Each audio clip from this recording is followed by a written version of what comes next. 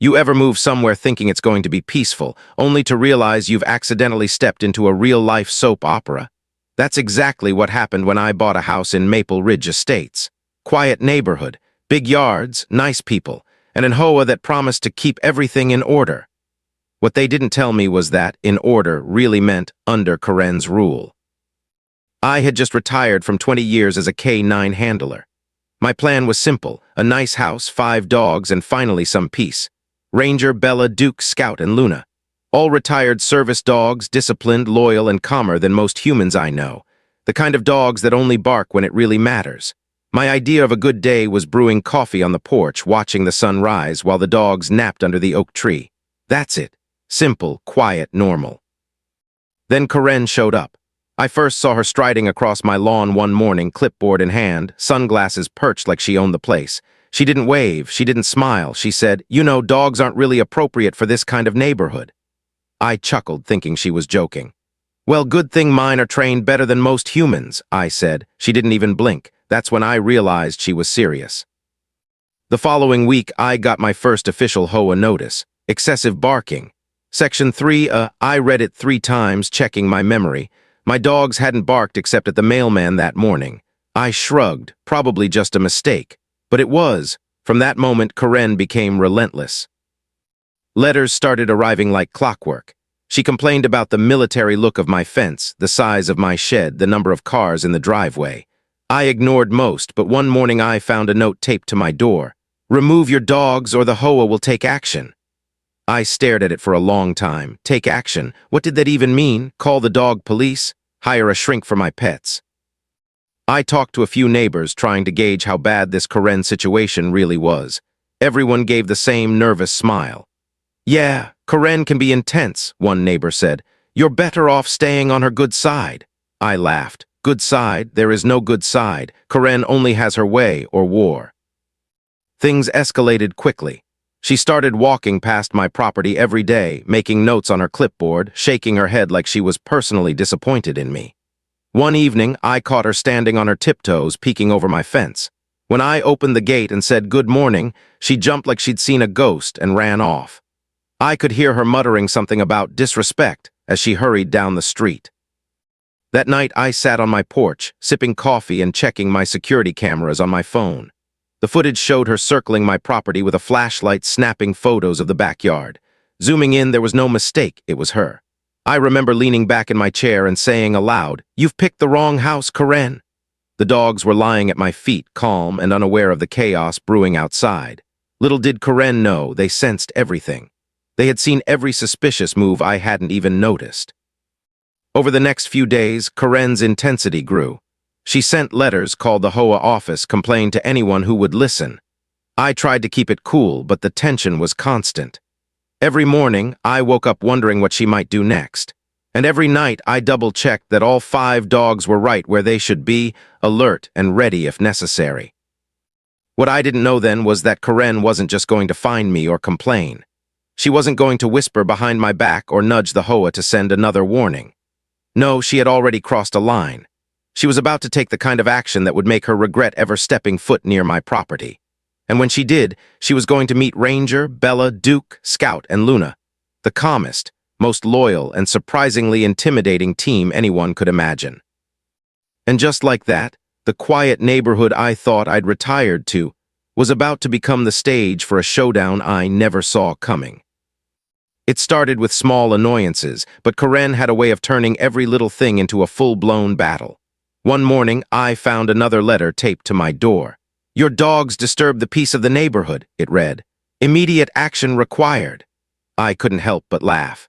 The only disturbance in the neighborhood was Karen herself, striding around like she owned the place. She escalated quickly after that.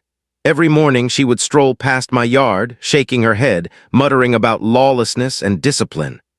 She would scribble notes on her clipboard, measuring the distance between my shed and the fence, timing how long it took my dogs to bark at passing cars.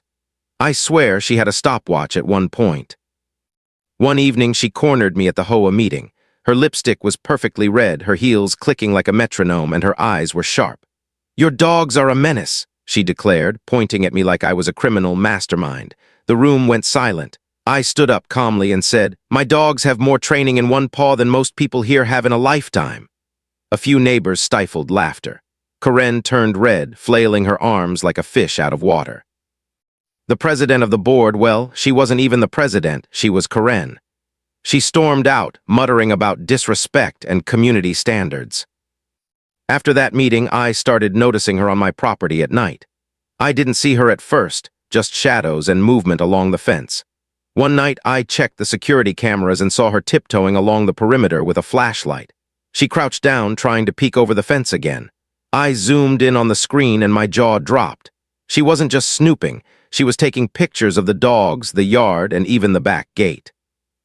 My dogs noticed her presence immediately. Ranger, the oldest, lifted his head slowly, ears twitching. Bella and Duke moved closer to the door, tails low but alert. Scout and Luna stayed by the windows, eyes fixed on every movement outside. I whispered to myself, "Don't worry, boys, we'll handle this." The dogs didn't need my command. They already knew what to do if someone crossed the line. I debated calling the HOA office, but I knew what would happen. Karen would spin it into a story about harassment or intimidation. No, this time I needed evidence. The cameras were rolling, recording every move. She didn't know I had multiple angles, motion sensors, and microphones. She had no idea she was being watched. The next day, Karen sent another letter. This one was bold. "I may have to enter your property to collect evidence of noise violations," it read. I stared at it, stunned. She actually wrote that she planned to break into my yard.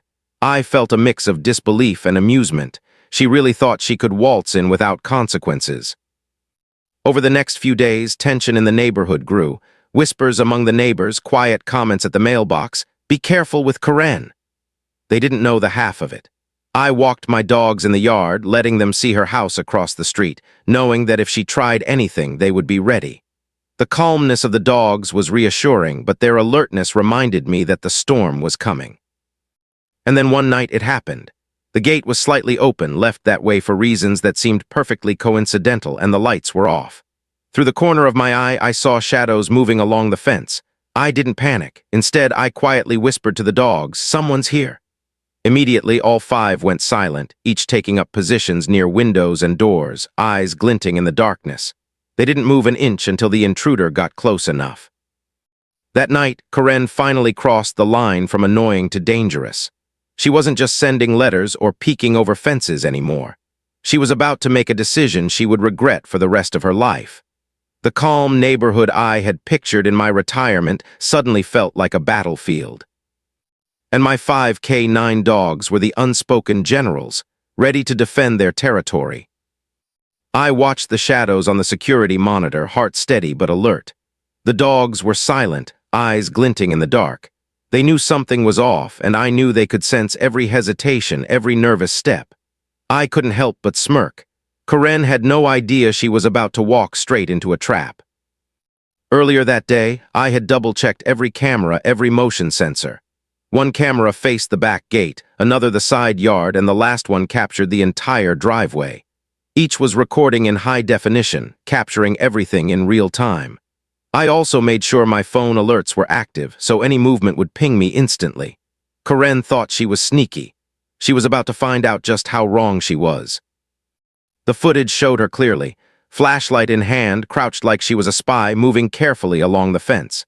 She paused to snap photos, occasionally peeking into the backyard. She didn't notice the motion sensor light flicker on briefly or the faint sound of Ranger growling softly in the distance.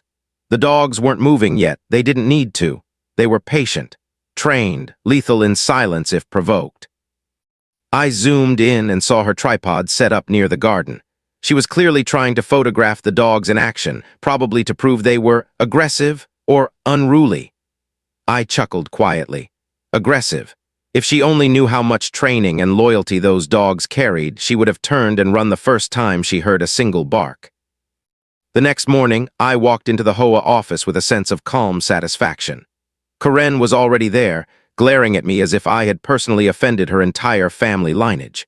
She started her usual rant, waving her hands, telling the board about the threat my dogs posed, and how she was forced to investigate personally. I nodded politely, pretending to listen. The board members looked uncomfortable, exchanging glances like they had never dealt with someone this extreme. I decided to play it cool. I didn't want to escalate in public yet. Instead, I casually mentioned the cameras. "Funny thing," I said, leaning against the wall, "I think the security footage from last night might be helpful here. You know, for clarity, it saved everything." Karen's eyes widened, but she tried to hide it. She had no idea I had already reviewed the footage myself. Later that night, the plan was simple. I left the back gate slightly ajar, enough for someone curious to step through, but not enough to make it obvious. The house was dark, the dogs settled near the windows, and every camera was rolling. I didn't have to be there. The dogs knew what to do, and I trusted them completely. Around midnight, movement appeared again. Karen had taken the bait. She carefully slipped through the gate, flashlight in hand, trying to remain quiet. My phone buzzed instantly. I watched her on the monitor, tiptoeing through the backyard, completely unaware of the 5 pairs of eyes following her every step. I couldn't help but whisper to myself, "This is going to be interesting." She reached the patio and crouched down to angle her camera at the dog's sleeping spots. Suddenly, Ranger lifted his head, ears twitching. Bella and Duke moved silently to the corners of the room, blocking her line of escape. Scout and Luna positioned themselves near the windows, eyes fixed and unblinking. It wasn't aggression. It was warning. One wrong move and she would feel the full weight of their training. I watched, heart calm but pulse quickening with anticipation. Karen had no idea how much danger she was in. She had crossed the line from petty complaints to trespassing, and the night was about to reveal the consequences of underestimating someone with experience and 5 highly trained dogs. And in that moment, I realized the calm neighborhood I had envisioned in retirement was gone. Every light, every shadow, every silent growl of my dogs became a part of the drama. Karen had stepped into my world, and my world didn't take kindly to intruders. The stage was set, the players were ready, and the first real confrontation was about to happen. The night was quiet, too quiet, except for the faint rustle of leaves and the soft hum of the security cameras. The back gate was open just enough, a tiny invitation for anyone foolish enough to enter. And Karen was foolish. She had crossed the line from letters and complaints to a full-blown trespass, and she didn't even realize what she was walking into. I watched on my phone as she crept across the yard, flashlight beam dancing on the grass. She paused by the patio, crouching like she was hunting squirrels, camera poised to snap photos. My dogs were still, blending with the shadows, eyes gleaming with alertness. I whispered quietly, "Let's see how curious you really are." Ranger, the oldest, shifted slightly, his low growl just enough to send a chill through the air. Bella and Duke moved to flank the entrance quietly, their paws silent on the hardwood floor of the patio. Scout and Luna stationed themselves near the windows, tails low, eyes locked on the intruder. They weren't aggressive yet. They were warning her, waiting for her next move. Karen stepped forward, placing her hand on the door handle to enter the house. She didn't notice the tiny click of Ranger's paw on the floor, the subtle shuffle of Bella adjusting her stance. She didn't notice the way my dogs communicated silently, a network of trained gestures that only they understood. Then she stepped inside. The motion sensor flicked on, lights flooding the room. 5 pairs of eyes glowed in the darkness, reflecting the sudden illumination. Karen froze. She wasn't expecting this. She wasn't expecting the quiet, controlled force that was about to confront her. Hello," she squeaked, trying to regain some semblance of authority. I could almost hear her thoughts. Maybe this wasn't such a good idea. Maybe she had underestimated me, but it was too late. The dogs were already aware of her every step. One of them, Duke, stepped closer, low and deliberate, blocking her path toward the living room. Ranger followed, head low, growl steady but not yet loud. Scout and Luna flanked the windows, ears forward, alert. Bella stood near the door, tail stiff, eyes unblinking. Karen's flashlight flickered, revealing the organized precision of the dogs, the way they moved as one, controlled and calm, yet entirely capable of responding if she made a sudden move. She took a small step back, dropping the camera. It clattered against the floor, and the dogs' heads followed it, every muscle taut. Karen gasped, fumbling with her phone like she could call for help, but the nearest window showed nothing, no neighbor watching, no one coming. She was alone and completely surrounded. I watched, hidden behind the corner, barely breathing. The dogs didn't attack. They didn't need to. The message was clear without violence. Leave, turn around, walk out. And yet Karen froze like a deer in headlights, blinking at the glowing eyes in the dim light. Then, as if realizing the futility of her situation, she let out a shriek. It wasn't a scream of anger. It wasn't a scream of defiance. It was pure, unadulterated fear. 5 pairs of eyes, calm yet commanding, had stripped her of any confidence she thought she had. She had barged into a house without thinking, underestimating a retired K-9 handler and his 5 trained dogs, and now she was paying the price. In the distance, I heard it first, a siren, then another, and another. Someone had called the police. Whether it was a neighbor who heard her scream or my subtle warning to the community, I didn't know yet, but Karen's shriek had drawn attention. Her plan to collect evidence had backfired spectacularly. The dogs remained in position, growling low enough to warn, alert enough to intimidate, and calm enough to prevent injury. Karen shuffled backward, eyes darting to every exit. The lights from the arriving patrol cars cast moving shadows across the walls, and she realized she wasn't in control anymore. I stepped into the room quietly, keeping my voice low. "It's over, Karen." She turned, almost tripping over herself. The dogs didn't move. They were trained to respond to me. The room was silent except for her heavy breathing, the distant wail of sirens, and the low, steady growls of my 5 loyal guardians. Karen had crossed every line, ignored every warning, and entered my house uninvited. And now she was about to face the consequences of her choices, in the calmest yet most terrifying way possible. The quiet neighborhood I had thought I was retiring to had transformed overnight. It was no longer about peaceful mornings and coffee on the porch. It was about loyalty, respect, and the unmistakable warning that trespassing in my home came with consequences. And for Karen, the lesson had just begun. The wail of sirens grew louder, echoing through the quiet streets of Maple Ridge Estates. Karen's shriek had drawn the attention she never wanted, and now she was about to meet a reality that no amount of HOA authority could protect her from. I stayed just out of sight, phone in hand, watching as the flashing lights danced across the walls and floor. The dogs remained perfectly still, disciplined and alert, each aware of the newcomer without losing their calm. The patrol cars pulled up in a neat line, officers jumping out with hands on their holsters, eyes scanning every corner. Karen froze completely, pointing at the approaching law enforcement as if they were invading her personally curated kingdom. "They're coming for me," she yelled, her voice cracking. I had to suppress a laugh. "Coming for you? No, Karen, this is what happens when you break the law." One of the officers cautiously stepped toward her, keeping a wide berth from the dogs. "Ma'am, step away from the residents," he said firmly. Karen's lip trembled, and she began spouting a rapid string of words about harassment, my authority as HOA president, and these dogs are dangerous. The officer held up his hand, signaling her to stop. "We're aware of the situation," he said calmly. "Step outside and we can talk." The dogs didn't move, not a single step. Ranger's eyes stayed locked on her, Bella and Duke flanking the path, Scout and Luna guarding the windows. Their silence spoke louder than any bark could. Karen took a hesitant step back, glancing around for a way to escape. The officer motioned her to turn around. She reluctantly did, only to bump into my voice from behind. "It's over, Karen," I said, stepping into the light, phone in hand. "The cameras caught everything. You didn't just trespass, you ignored multiple warnings, and now the footage is here." I tapped the phone screen, showing a clear view of her creeping around my yard, crouching near the gate and snapping photos.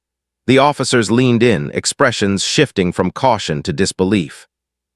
Karen's face turned pale. She opened her mouth to argue, but the footage spoke louder than any words. The officers exchanged glances, confirming what I already knew: she was about to be held accountable. One gently placed a hand on her arm and said, "Ma'am, you're under arrest for trespassing and unlawful entry."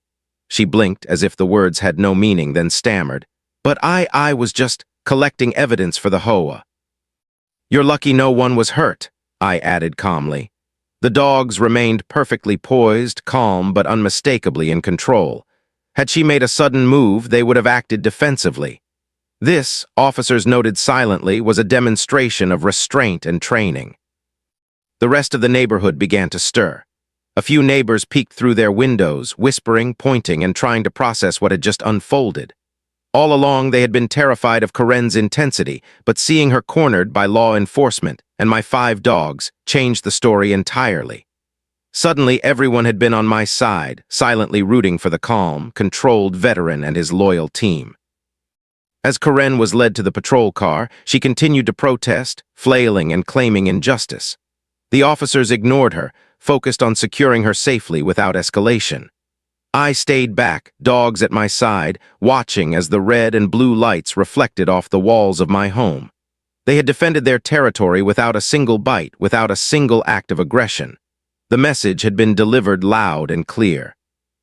After she was taken away, I checked on the dogs. They returned to their usual spots, tails wagging slightly, eyes softening. The tension dissolved like fog under sunlight. My house was safe again. My quiet neighborhood was reclaiming its rhythm, and Karen's reign of intimidation had come crashing down. Later that night, I reflected on the absurdity of it all. An HOA president, so obsessed with control, had broken into my property, only to be confronted by a team of 5 calm but lethal dogs and law enforcement. Karma, it seemed, had a way of catching up. And this neighborhood, once a stage for petty complaints, had become a lesson in boundaries, respect, and the consequences of underestimating someone. And in the back of my mind, I knew this wasn't just the end of Karen's story. There would be letters, there would be complaints, there would be some attempt to save face. But for now, she was gone, the law had intervened, and my 5 K9s had proven once again why they were retired service dogs, calm, loyal, and utterly reliable when it mattered most.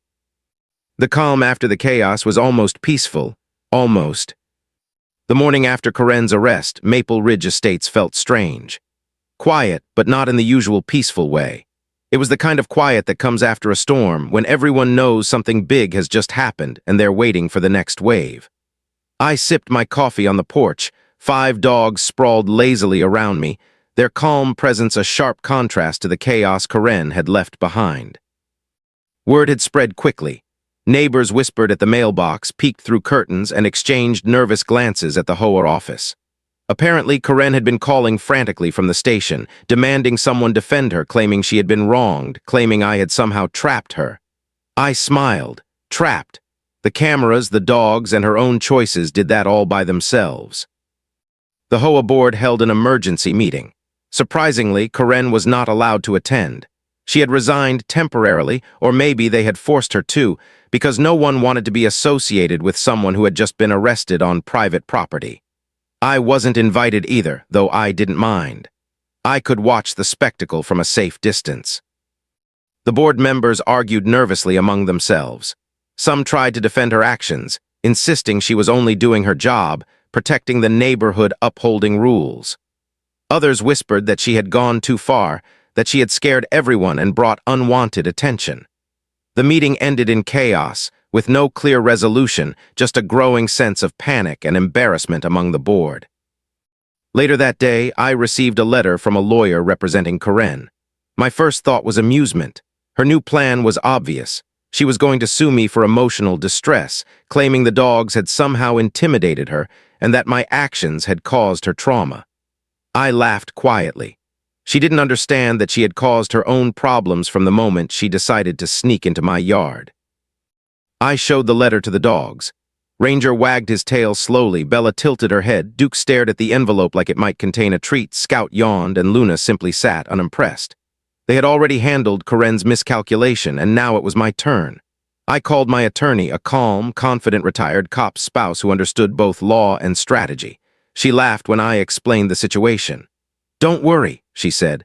"We'll make sure she regrets every step of that night." Throughout the day, I noticed the neighborhood reacting differently. Some neighbors stopped to thank me, whispering that they had always feared Karen but had never seen anyone stand up to her. A few even joked that my 5 dogs were the only thing keeping the community sane. It was strange, watching people slowly realize that the person everyone had feared was now completely powerless. Despite the chaos, I stayed calm. The dogs were calm. I went through security footage again, making sure everything was ready if the court demanded evidence. Every angle, every step Karen took, every hesitation and scream was captured perfectly. The law was on my side, the evidence was undeniable, and the dogs were the silent heroes of the night. That evening, I reflected on what had happened. Karen's obsession with control had escalated far beyond reason. She had trespassed, ignored warnings, and underestimated both me and my dogs. Now, she was relying on lawyers and paperwork to fix a problem that was entirely of her own making. As I walked the dogs around the yard, I noticed how quiet the neighborhood had become. People were still cautious, still wary of what Karen might try next, but there was a sense of relief in the air. Boundaries had been established, lines had been drawn, and anyone else thinking about crossing them would think twice. And somewhere in the back of my mind, I knew that the next phase was coming. The courtroom would be her battlefield, and she would learn that no amount of HOA authority or paperwork could protect her from reality, truth, and a veteran K-9 handler with cameras and 5 loyal dogs. For now, though, I allowed myself a moment of satisfaction. The neighborhood had survived Karen's chaos. My dogs had defended the home without a single misstep, and the calm after the storm was, at least for the moment, finally real. But Karen wasn't finished. The lawyers were preparing her case, and the next chapter would be far more dramatic. The calm was only temporary, and I knew the courtroom showdown would test her persistence and our patience like nothing before. The morning of the courtroom showdown felt surreal. Maple Ridge Estates was quiet again, but not peaceful. This was the tension of anticipation. Karen had lawyers, stacks of paperwork, and a plan to make me look like the villain. I had a calm mind, 5 dogs safely at home, and a very confident attorney who had worked in law enforcement for years. Walking into the courtroom, I could see her immediately. She looked like she had rehearsed her lines 1,000 times, lips painted bright red, hair perfect, heels clicking on the polished floor. She smiled at the judge like she had won some invisible battle. The moment she saw me, that smile faltered slightly. The cameras, the dogs, the story, it was about to all come into play. Her lawyer started first, reading complaints about emotional distress caused by the dogs, claiming I had intimidated Karen with their presence and that the situation was traumatizing. Karen nodded enthusiastically, making faces like a child trying to get attention. The judge barely glanced up, and I felt a quiet surge of satisfaction. She thought charm could override facts. It couldn't. Then it was my turn. My attorney laid out the situation calmly, methodically. The security footage was presented, showing Karen sneaking onto the property, crouching near the gate, and taking photos without permission. Her every step, every hesitation, every scream in the backyard was on record. The footage showed clearly that the dogs never left their positions, never acted aggressively, and were calm, disciplined, and entirely controlled. The courtroom was silent as the video played. 5 pairs of eyes, glowing in the dark, stationary yet commanding, stared at Karen. Her expression shifted from confident to panicked in the span of seconds. She realized, probably for the first time, that she had no argument that could survive proof. The law was on my side, and the evidence was undeniable. Her lawyer tried to interject, claiming I had set a trap with the dogs. My attorney responded calmly, explaining that the dogs were trained, that they had never attacked, and that Karen's actions were voluntary, illegal, and entirely her own responsibility. Each word was precise, each phrase calculated to dismantle the narrative she had built over months of obsession. I watched Karen's face as it changed from smug confidence to nervous desperation. She waved her hands, tried to interrupt, but the judge raised a hand, silencing her instantly. This wasn't her playground. This was reality. She had trespassed, ignored multiple warnings, and now the evidence was irrefutable. The climax came when my attorney summarized the case. "Ma'am," she said, looking directly at Karen, "you entered private property without permission, disregarded warnings, and created fear through your own actions. The dogs were calm, controlled, and never acted outside their training. The only person responsible here is you." Karen's face was pale, her lips trembling, and she could no longer maintain her composure. The judge nodded, reviewing the evidence. The verdict was delivered calmly but decisively. Karen was responsible for damages, legal fees, and her claims against me were dismissed entirely. She had no authority, no protection, and no recourse. The courtroom held its breath as she realized she had lost completely. As she stormed out of the courtroom, yelling threats that fell flat in the air, I couldn't help but feel a quiet satisfaction. My dogs, loyal and disciplined, had done their part in the background. The law had done its part, and Karen, once a self-proclaimed queen of the HOA, had been reduced to a furious figure of defeat. Leaving the courtroom, I thought about the absurdity of the situation.